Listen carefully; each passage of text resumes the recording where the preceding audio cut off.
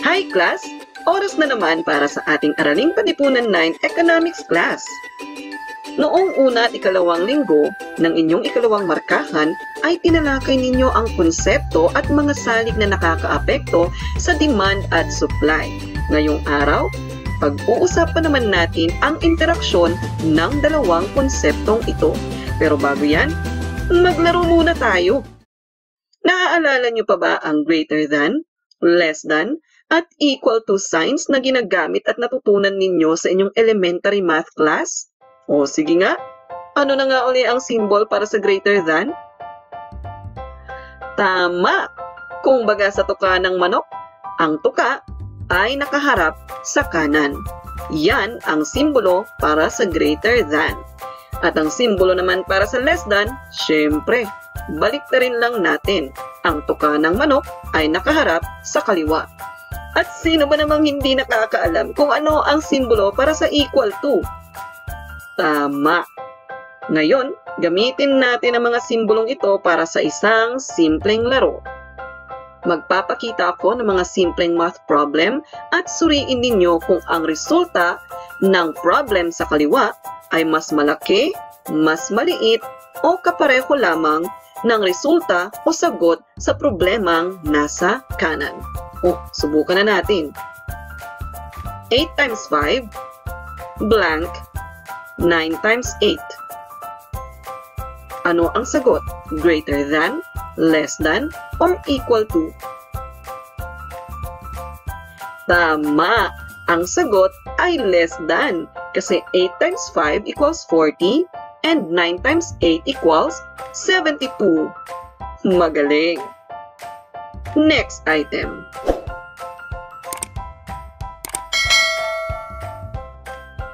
Greater than, less than, or equal to? Tama! Ang sagot ay greater than kasi 63 divided by 7 ay 9 at 12 minus 5 ay 7. Ang 9 ay mas malaki kaysa sa 7. Next. Greater than, less than, or equal to? Tama! Equal to. 54 divided by 9 equals 6 and the square root of 36 is 6. Napakahusay nyo naman! Tandaan nyo, ang mga simbolong yan dahil gagamitin din natin yan sa pag-aanalisa sa ugnayan nga ng demand at supply. Tara na sa ating leksyon. Sige, magbalik-aral muna tayo. Ano na nga uli ang batas ng demand? Tama! Ayon sa batas ng demand, kapag ang presyo ay tumataas, ang demand ay bumababa. Pero wag nating kakalimutan ang konsepto ng ceteris paribus. Ito ay salitang Latin na nangangahulugang kung ipagpalagay natin na ang iba pang mga salik ng demand ay nananatiling pareho o hindi nagbabago. Sunod, ano naman ang batas ng supply? Magaling! Kapag ang presyo ay tumataas, ang supply ay tumataas din. Muli, huwag kakalimutan ang ceteris paribus. Balikan natin ang ating graph. Ano na nga uli ang direksyon ng kurba ng demand? Tama! Ito ay pababa. Bakit? Dahil inilalarawan dito ang baliktad na relasyon ng presyo at quantity demand. Dahil habang tumataas ang presyo, ay kumukonte ang quantity demand dito. Again, ceteris paribus. Bakit nga ba ganon? Dahil tatandaan natin na ang pangunahing motibasyon ng ating mga consumer ay makatipid. Muli ceteris paribus, ipagpalagay natin na ang iba pang salik na posibleng makaapekto sa demand ay hindi nagbabago. Samantala, alam na natin na ang kurba ng supply ay pataas. Dahil habang tumataas ang presyo, mas naiengganyo ang mga negosyante o ang mga producer na itaas din ang kanilang supply dito. Bakit? Dahil ang pangunahin namang motibasyon ng ating mga producer ay tama, kumita. So, paano nga ba natin pagtutugmain yon? Ang mga consumer gustong makatipid, ang mga supplier gusto namang kumita.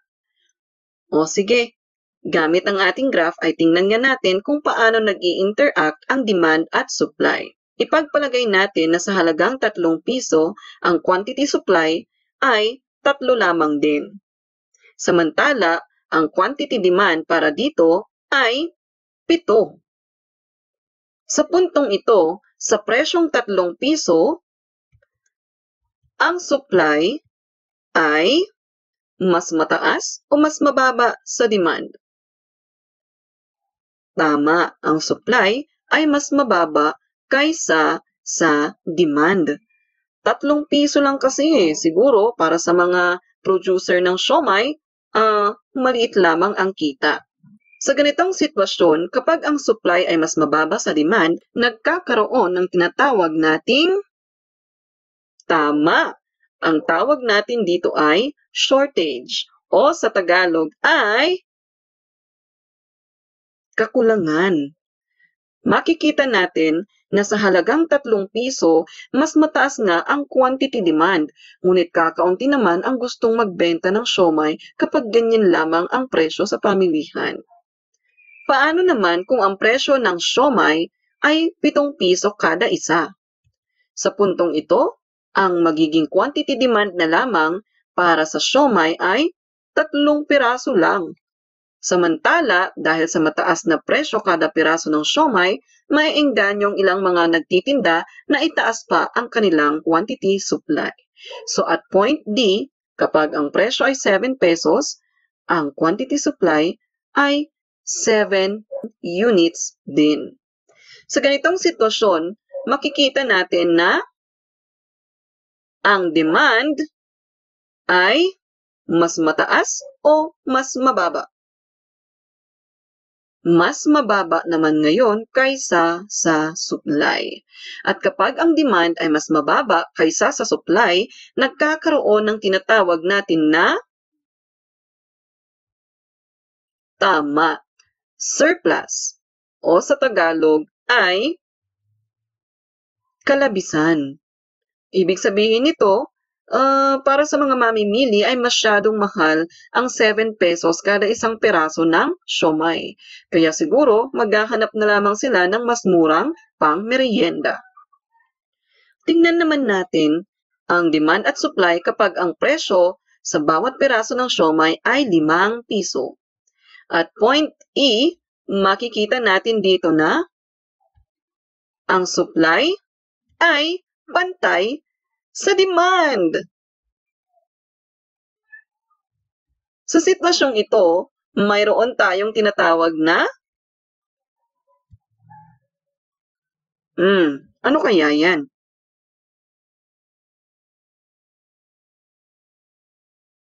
Tama, yan ang tinatawag natin na equilibrium. Ano nga ba ang ibig sabihin ng equilibrium o market equilibrium? Ito ay tumutukoy sa sitwasyon sa pamilihan kung saan ang demand at supply sa isang produkto ay pantay. Walang labis, walang kulang. Ibig sabihin, parehong masaya ang consumer at producer. Mahalaga ring malaman natin ang ibig sabihin ng equilibrium price o presyong ekwilibryo. Ito ay tumutukoy sa level ng presyong umiiraw sa pamilihan kung saan nagkakasundo nga ang demand at supply. Subalit hindi sa lahat ng pagkakataon ay mayroong ekwilibryo sa pamilihan. Nagkakaroon nga ng disekwilibryo o yung sitwasyong mayroong surplus o shortage ng mga bilihin. Sa puntong ito, magkaroon tayo ng isang simpleng gawain. Magpapakita ako ng ilang sitwasyon at suriin natin kung anong posibleng maging solusyon para dito. Nadagdagan pa ang mga probinsya sa Pilipinas na tinamaan ng African swine fever. Sa ganitong sitwasyon, ano sa inyong palagay ang magiging kalagayan ng supply, demand at presyo ng karne ng baboy sa palengke? Ano din kaya ang maaaring gawin ng pamahalaan? Analysis. Mayroon tayong problema sa African swine fever. Ang mga baboy ay namamatay at kailangang patayin. Dahil dito, ang supply ay mas bababa kaysa sa demand at magkakaroon nga ng shortage. At dahil nga may shortage, aasahan natin na ang presyo sa karne ng baboy ay tataas at tataas. Dito na nga lang sa lungsod ng Baguio City, kanina na malengke ako, ang presyo po ng 1 kilo ng karne ng baboy ay umabot na sa 370 pesos. Ano kaya ang pwedeng maging solusyon dito? Maganda ang iyong ideya. Pwede tayong mag-angkat ng karne ng baboy. Subalit sa totoo lang, hindi lamang Pilipinas ang nakakarap ngayon sa problema ng ASF, kaya nagkakaroon talaga ng malawakang shortage sa karne ng baboy. Isa pang pwedeng gawin ng pamahalaan ay magtakda ng price ceiling o highest possible price. Ibig sabihin, kapag sinabing ang price ceiling sa karne ng baboy ay 300 pesos, hindi na maaaring ibenta ang karne ng baboy ng mas mataas pa sa 300 pesos. Isa pang pwedeng gawin ng pamahalaan ay ipagbawal ang pagbabago sa presyo ng karne ng baboy o magdeklara ng tinatawag nating price freeze. At ito po ay itinatakda ng RA 10623 o yung ating Amended Price Act. Ito ay maaaring gawin ng ating pamahalaan kapag naideklarang mayroong state of calamity sa isang lugar dahil sa isang kakaibang pangyayari. At ang pagtatakda ng price ceiling at price freeze ay dapat na pabor para sa ating mga mamimili. Ito ay upang sikapin ng pamahalaan na gawing abot kaya pa rin ang presyo ng ilang mga bilihin kahit sa kabila ng sitwasyon na kulang nga ang supply para sa mga bilihing ito. Subalit kailangan ding pag-aralang mabuti ng pamahalaan ang pagtatakda ng price ceiling at price freeze. Bakit? Dahil maaari din itong magdulot ng ilang mga problema. Tingnan natin ang ugnayan ng price ceiling at equilibrium price. Ayon sa graph, ipagpalagay natin na ang equilibrium price para sa 1 kilo ng karne ng baboy ay 310 pesos. Ibig sabihin nito, ang 600 katao na nagde-demand para sa karne ng baboy ay masayang natugunan ng ating mga supplier. Ngayon, paano kung magtakda ang pamahalaan ng price ceiling sa halagang 330 pesos? Makikita natin sa graph na ang supply ay nasa 800 kilos, samantalang ang demand ay nasa 400 kilos na lamang. Mayroon na tayo ngayong sitwasyon ng surplus. Kapag napansin ng mga producer na marami sa kanilang paninda ay hindi na gaanong nabibili, maaari pa rin kaya nila itong ibenta sa equilibrium price na 310 pesos? Balikan natin ang kahulugan kanina ng price ceiling. Ito po yung highest possible price. Ibig sabihin, kung ang price ceiling ay 330 pesos, hindi na maaaring ibenta ang karne ng baboy sa 340 pataas, ngunit pwede itong ibenta sa 329 pababa. Ibig sabihin, kung sa halagang 330 pesos ay nagkakaroon ng sobra o hindi nabibili ang mga paninda ng mga supplier, maaaring ibaba nila ang kanilang presyo at ibenta ito sa equilibrium price na 310 pesos. Samantala, paano kung magtakda naman ang pamahalaan ng price ceiling sa halagang 290 pesos? Makikita natin na ang 290 pesos ay mas mababa kaysa sa equilibrium price. At sa halagang 290 pesos ay nakita natin na bumaba ang supply, samantalang tumaas ang demand.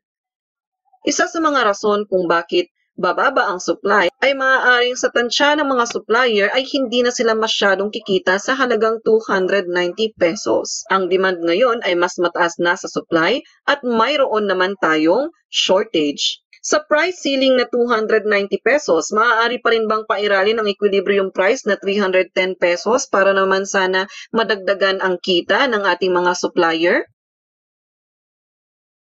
Again, ang kahulugan ng price ceiling, this is the highest possible price. hindi na maaaring ibenta ang karne ng baboy sa halagang mas mataas sa 290 pesos. So kung ang price ceiling na itinakda ng pamahalaan ay mas mababa sa equilibrium price, maaari itong magdulot ng pagkalugi ng mga producer natin at hindi na sila maiingganyong magbenta pa nito. Kaya posible itong magresulta sa mas lumalalang problema sa shortage. Tingnan naman natin ang ikalawang halimbawa. Si Mang Kulas ay isang magsasaka. Laging nauubos ang kanyang palay dahil iilan lamang silang magsasaka sa kanilang pamayanan. Subalit nang maisabatas ang Rice Tarification Law, pinahintulutan na ng pamahalaan ang pagpasok ng mga angkat na mas murang bigas na walang anumang itinakdang limitasyong dami na maaaring pumasok sa merkado. Sa ganitong sitwasyon, ano sa inyong palagay ang magiging kalagayan ng supply, demand, at presyo ng lokal na palay? Upang hindi tuluyang malugi si Mang Kulas at ang iba pa niyang mga kasamahang lokal na magsasaka, ano sa inyong palagay ang dapat gawin ng pamahalaan? Analysis, may malayang pag-aangkat ng bigas mula sa iba't ibang bansa. Dahil dito, magkakaroon ng maraming kakompetensyang mas murang angkat na bigas ang ating mga lokal na bigas. Bakit nga ba mas mura pa ang mga imported rice kaysa sa mga locally produced rice? Tingnan kasi natin yung tinatawag nating cost of production. Sa ibang bansa kasi, mas high-tech na ang mga ginagamit nilang makinarya mula sa pagtatanim, pag-aani, pagkikiskis at hanggang sa pagsasako ng mga bigas. Samantalang dito sa Pilipinas ay mas nakadepende pa rin tayo sa manual labor. Malayo kasing mas mataas ang matitipid sa produksyon ng anumang mga produkto at serbisyo kapag mataas na klase ng teknolohiya o mga makinarya ang ginagamit para dito, kaysa kung tradisyonal ang pamamaraan ng produksyon sa agricultural sector. Sa ganitong sitwasyon, nagbabadyang malugi ang ating mga magsasaka. At ang supply ay magiging mas mataas na kaysa sa demand, kaya magkakaroon ng surplus ng bigas at ang presyo para sa locally produced rice natin ay aasahan nating bababa. Dito, kailangang maunawaan natin na ang palay ng ating mga magsasaka ay nakikipagkompetensya sa mga angkat na bigas na pumapasok sa ating bansa. Ano ang posibleng maging solusyon? Pwedeng magtakda ang ating pamahalaan ng tinatawag na price floor. Kabaliktaran sa price ceiling, ang price floor naman ay ang lowest possible price na maaaring itakda para sa isang produkto o serbisyo. Katulad din ng price ceiling, kailangan ulit na maging maingat ang ating pamahalaan sa pagtatakda ng price floor dahil posible din itong magdulot ng iba pang problema. Siya nga pala, para sa particular na sitwasyong ito ni Mang Kulas, o ng ating mga lokal na magsasaka, kailangang maunawaan ninyo na hindi lahat ng mga magsasakang Pilipino ay direktang nagbebenta ng kanilang aning bigas sa palengke. Bakit? Hindi po lahat ng mga magsasakang Pilipino ay may sariling sasakyan o may sariling kiskisan. Karamihan pa nga ng ating mga magsasaka ay nasa mga liblib na lugar. Kaya naman, malimit na ang ibinibenta ng mga magsasaka ay kanilang mga palay na bibilhin ng mga traders o ng mga middlemen na magpapakiskis o magbibiyahe sa mga palay na ito papunta sa pamilihan. At kapag ang palay ay nakiskis na, ibibenta nila ito sa mga wholesalers at ang mga wholesalers naman ang magpapackage ng mga bigas hanggang makarating ito sa mga tindero at tindera sa palengke. Siyempre, ang mga palay ay nabibili sa mas murang halaga mula sa mga magsasaka na ibibenta na sa mas mahal na halaga kapag ito na ay isa ng malinis na bigas na maaari ng lutuin. Muli, ang pamahalaan ay kailangan na namang maging maingat sa pagtatakda ng price floor dahil maaari din itong magdulot ng ilan pang mga suliranin o pagsubok sa pamilihan. Ano ang ugnayan ng price floor at equilibrium price? Tingnan natin ang graph na ito. Ipagpalagay natin ang equilibrium price para sa 1 kilo ng palay ay 13 pesos. Sa ganitong presyo, walang labis, walang kulang. Lahat ng palay ng mga magsasaka ay nabili ng mga traders at kumita sila sa halagang ito. Paano kung magtakda ang pamahalaan ng price floor sa halagang 18 pesos kada kilo? Sa ganitong sitwasyon, makikita natin na ang supply ay mas higit sa demand. Bakit bumaba ang demand? Maaari nating ipagpalagay na para sa mga traders ay masyadong mahal yung 18 pesos kada isang kilo ng palay. Maaari silang mag-isip na maggastos ang gasolina o krudo papunta sa mga liblib na lugar para kunin ang mga palay na ikikiskis pa kaysa kung bibilhin na lamang ng mga traders ang mga mas murang, malinis na bigas na angkat na mula sa ibang bansa. So, kung magkakaganoon, may surplus, hindi na bibilhin ng mga traders ang palay na ibinebenta ng ating mga magsasaka. Sa price floor na 18 pesos, maaari pa rin bang pairalin ang equilibrium price na 13 pesos? O kung halimbawa, makita ng mga magsasaka natin, hindi na bibili ang kanilang mga palay sa halagang 18 pesos. Pwede ba nila itong ibenta sa mas murang halaga? Kung may ipinataw ang pamahalaan na price floor, then hindi nila ito pwedeng ibenta sa mas murang halaga. So magkakaroon nga tayo ng problema sa surplus o hindi na bibili yung mga palay ng mga magsasaka. Kawawa naman sila. Paano naman kung itakda ng pamahalaan ang price floor sa halagang 9 pesos? Sa ganitong sitwasyon, tataas ang demand para sa palay ng ating mga lokal na magsasaka at posible pa ngang magkaroon ng shortage. Kahit na sabihin nating pangit ang shortage, pero makikita natin dito na naubos ang palay ng ating mga magsasaka at kikita sila. Sa price floor na 9 pesos, maaari pa rin bang pairalin ang equilibrium price na 13 pesos? Yes, maaari pa rin po. Dahil hindi na pwedeng ibenta ng mas mababa sa 9 pesos ang kada kilo ng palay ng mga lokal na magsasaka, ngunit pwede itong ibenta ng 10 pesos pataas. Sa pamamagitan ng pagtatakda ng price floor ay titiyakin ngayon ng ating pamahalaan na hindi naman malulugi ng husto ang ating mga producer.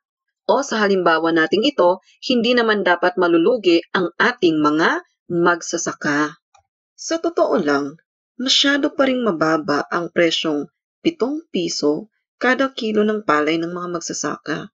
At siguro ngayon ay napapaisip ka na, in the first place, bakit nga ba ipinatupad ng ating pamahalaan ang rice tarification law na tila ba nagiging pabigat sa ating mga magsasaka?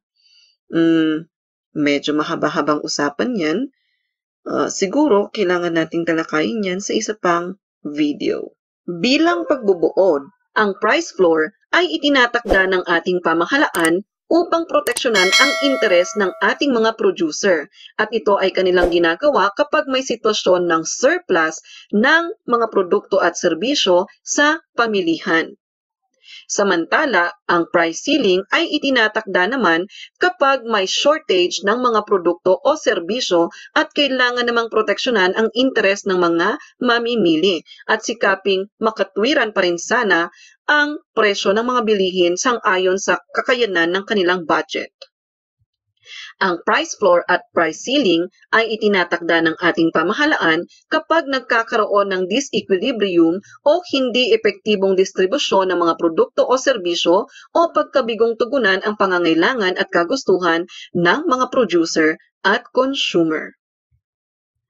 Sa makatuwid, sa panahong nakaharap ang pamilihan sa isang matinding suliranin, ang pamahalaan ay maaari at kailangang makialam. Ngunit anumang desisyon na kailangan nilang gawin ay dapat dumaan sa masusing pag-aaral. Diyan na muna nagtatapos ang ating leksyon para sa araw na ito at para makita ko naman kung may natutunan ka sa ating leksyon, magkaroon tayo ng maigsing pagsusulit. Tama o mali? Kapag masyadong marami ang supply ng mga pangunahing pangangailangan tulad ng pagkain at patuloy na bumababa ang presyo ng mga ito, makabubuti kung magpapatupad ang pamahalaan ng price ceiling. Tama o mali? Mali. Dapat ang ipapatupad ng pamahalaan dyan ay price floor. Kasi bumababa ng bumababa ang presyo. Para matiyak na hindi naman malulugi ang ating mga tindero at tindera, dapat magtakda ang pamahalaan ng price floor. Number 2, ang pagpapatupad ng price floor ay maaaring makatulong upang maproteksyonan ang mga mamimili laban sa hindi makatarungang presyo ng mga bilihin. Tama o mali? Mali ulit. Ang pagpapatupad ng price ceiling ay maaaring makatulong upang maproteksyonan ang mga mamimili laban sa hindi makatarungang presyo ng mga bilihin. Number 3, kapag ang price ceiling ay mas mataas sa equilibrium price, maaari pa ring pairalin ang equilibrium price sa merkado nang walang nilalabag na anumang batas. Ang sagot po, tama. Dito na nga nagtatapos ang ating leksyon para sa araw na ito. Kung meron kang anumang katanungan, huwag mahiyang mag-comment sa ibaba. Hanggang sa susunod nating pagkikita, paalam!